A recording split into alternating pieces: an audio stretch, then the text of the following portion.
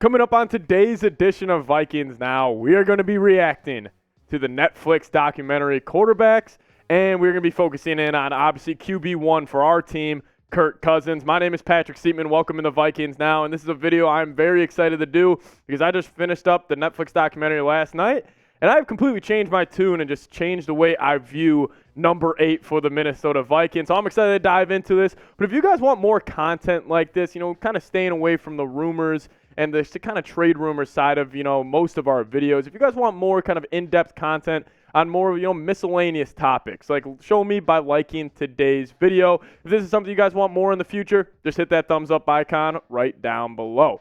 But now let's get into it. Let's talk about some takeaways from the new Netflix show, Quarterbacks. And this was a ton of fun to watch. So I dove into the lab and I cooked up 5 takeaways as we kind of take a trip down memory lane last season for the Minnesota Vikings. My number 1 takeaway, and this was highlighted throughout the show, Kirk is a tough SOB, son of a, you know what I'm about to say. But Kirk, he was absolutely hit a ton last season. And in terms of most sacked quarterbacks in the league, turns out he was actually 3rd on this list, just behind Russell Wilson and Justin Fields. And there was literally a 2-episode kind of part during the series where Kirk, they just highlighted how often he got hit. The infamous clip from the show when Daron Payne in that Commanders game, he absolutely demolished Kirk, and he kind of tapped him on the butt and said, "You'll be all right, buddy." But Kirk got killed this year, and especially in that Buffalo game.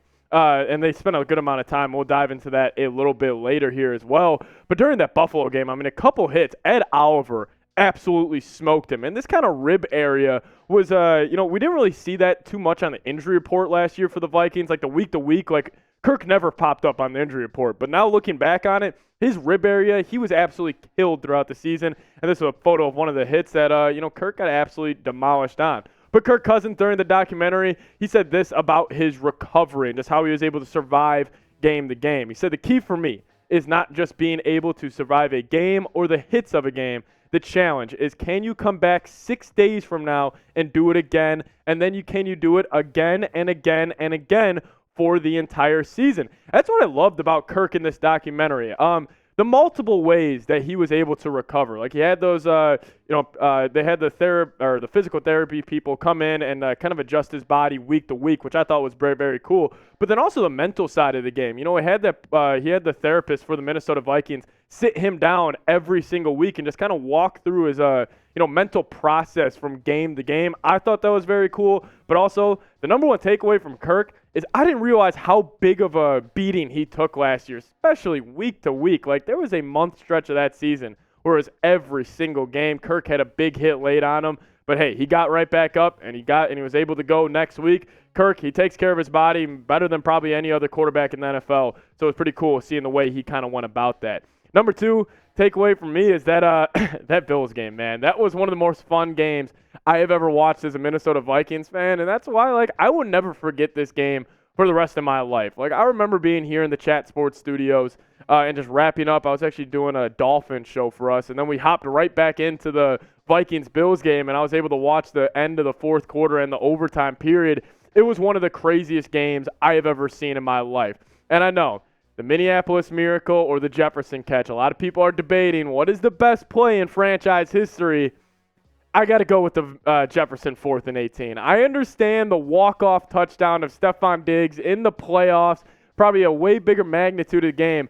But Justin Jefferson is legitimately horizontal in this photo. His body is flat, and he went up and snagged it on a 4th and 18 and saved the Vikings during that game. But Kirk had a very interesting quote of what he said to Justin Jefferson in the huddle before that play. He said, "I just told Justin in the huddle, hey, this is probably going to have to be a jump ball. There's not a lot of great play designs for 4th and 18. I threw it to him, and I couldn't really make sense of what was happening, so I was judging what happened based off our sidelines reaction. And I'll never forget seeing Eric Kendricks making it clear that we caught that ball, and that's kind of when I knew. When I saw Eric on the sideline reacting like that, I thought, here we go." That was by far my favorite play from this last season. My favorite memory is that 4th and 18 catch to Justin Jefferson and just that whole Bills game. But I ask you guys, what is your favorite memory from last season? I'll make this the pinned comment on today's show. So if YouTube throws an ad break your way, sit back, let it play, and let me know what is your favorite memory from last season.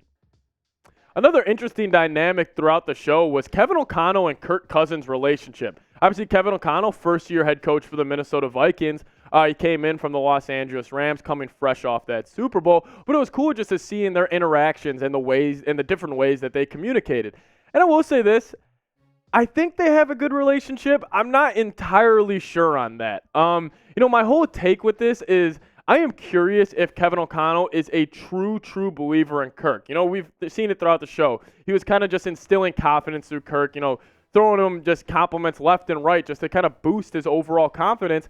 But there's a reason the Vikings didn't extend him. The Vikings had the worst defense in the league last year. They were 26th in rushing. They had 13 wins. Kirk had the most game-winning drives in the fourth quarter out of the entire NFL, but they didn't extend him, and he's on a one-year expiring deal right now for $35 million. So I'm just kind of curious.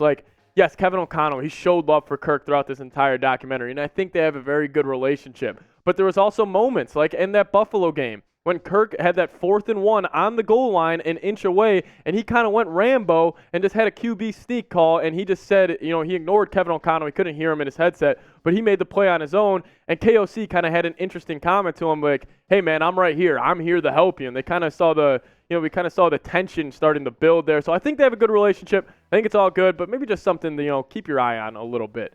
And then number 4, man, it was that Colts game.